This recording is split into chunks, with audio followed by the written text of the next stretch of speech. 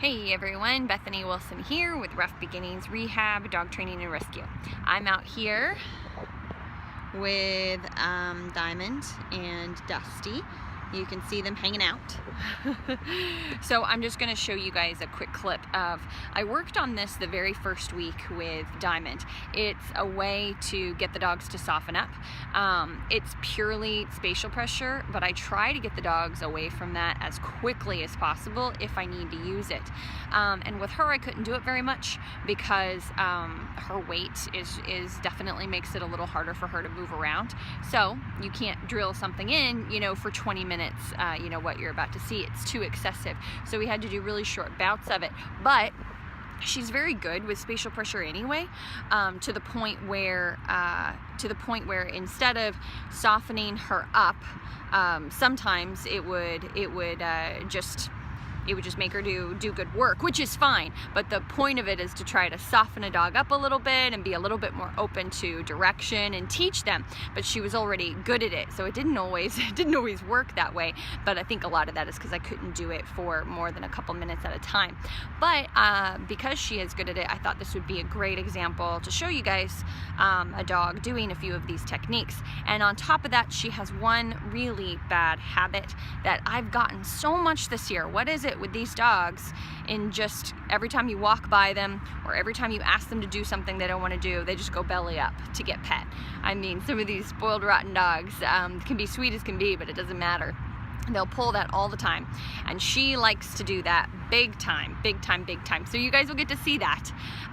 So those of you at home will know that you're not alone when you see this behavior. Okay, so this is purely just a training technique. That's all it is. You can do it or not do it. We don't do it with every dog. It really just depends on the dog that comes in. It is something to do with dogs that are dominant or stubborn or just really don't understand leash pressure at all. Or I'm not leash pressure, but spatial pressure. Like they'll bump into you constantly and things like that. Like we recently, the last dog we did it with was a pitty Sadie. She didn't have any stubborn issues. She had there's no alpha issues. She's just a sweet pitty, but she was anxious and high energy, and she would bang into your leg constantly, and it was ridiculous. And so some of these things were what we did to help her understand not to do that, to where when she sees a giant leg by her face to move away. So it's stuff like that. Or if your owner walks into you, to back away or lay down, things like that. So here you go.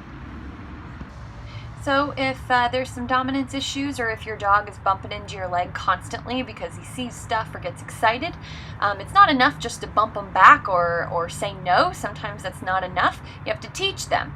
So we walk into them in a circle. I'm also using leash pressure to help guide her away from me so she understands. Diamond, good girl. Good girl, let's go. Come on. So see how she avoids, I'm not bumping it, look, I'm doing a tight circle.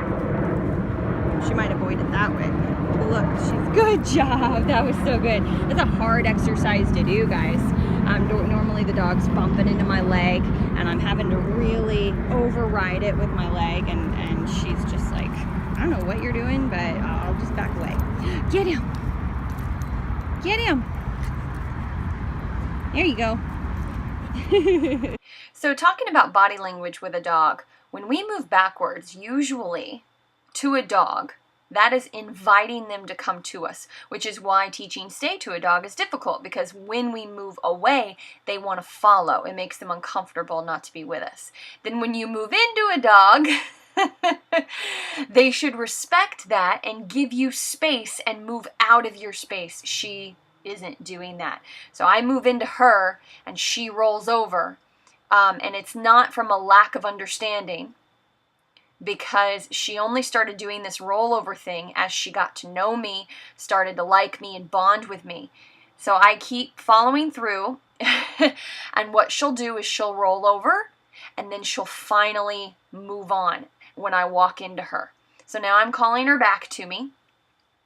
So just to be really clear, in the beginning, she gave me space when I asked for it right away. This only started to happen, the rollover, about 4 or 5 days in when she tried to treat me like she's treated every other human, I'm sure. So I stay very calm.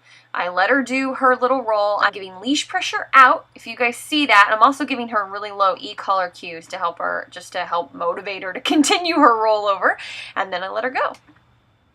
This actually builds confidence, teaching your dog that they can be at a distance from you and be okay.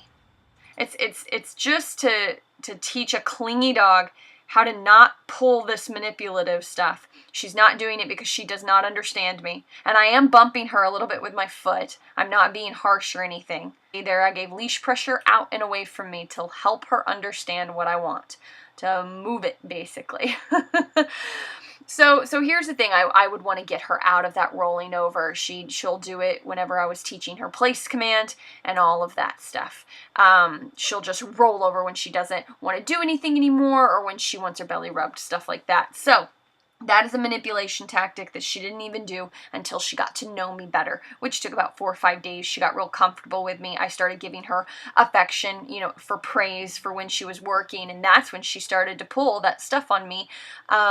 And it's just really important for a dog to be comfortable enough to be able to get out of your space. It's also important for you to have the relationship with your dog where you can tell them to get back and they won't re-enter their space. Now, this isn't a good way to teach it. Now, the way that we worked on this a different way initially, which was I taught her place command. And then when she would break place, I would move into her and say no place, and I knew she knew what place meant, so it helped her understand to back away from me and go to her place. So it's a really good exercise. You can start in a much easier fashion than what you saw here by teaching place command, and then if you want to start to do this. Now, I used to do this type of spatial pressure stuff solely before I did e-collar training, but I don't have to anymore now. I just do it as a way to soften dogs up and help teach them a little bit of respect and a little bit about spatial pressure, which actually helps them with their socialization with other dogs as well, which is really important to note. But anyway, this is a great technique that you can do even if your dog's not e-collar trained. Actually, especially if you don't do e-collar training. The whole point of e-collar training is to not have to do this type of stuff forever. To not have to always get up and tell your dog what to do, but to be able to just cue them and make them think for themselves. But if you don't have that, or you're dealing with a dog that's really stubborn or trying to be the alpha, trying to, you know, be really pushy and challenge you, these exercises can be a great mellow way. As you can see, it's not meant to be mean. It's all done in a very mellow way. Lots of leash guidance.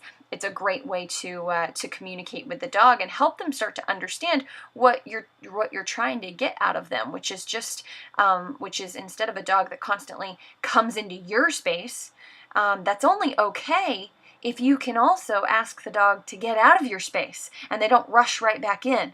You know, that's where the anxiety comes from, dogs that get overprotective, things like that. But bottom line, it's important for your dog to understand leash pressure for dog and people socialization purposes, as well as respecting your space and your family space if you ask your dog of that. As you can tell, they certainly won't not like you because of it. In fact, just like you give your kids boundaries, it's imperative that your dogs understand those boundaries as well. She's a perfect example of that with the issues that she's had with listening. So I thought that this was a really good example to show something a little different that we do with some of the dogs, just not near as often as the other stuff, because we very quickly get them away from the spatial pressure if we even need to do it, and get them thinking for themselves with the e-collar training. But every dog is different, and I thought this was a really good thing to show, especially because she started that habit of rolling over, and I do hear that complaint from clients and people around the world that email me and message me on Facebook. I hear that complaint quite a bit, so I know that her and her family are not alone in this, so I just wanted to put that out there. Any questions, you guys can hit me up on Facebook on Ruff Beginnings Rehab, and we have a Q&A a few times a month where I actually answer people's specific questions, and this would be a good one. If anybody out there wants a little bit more detail, let me know.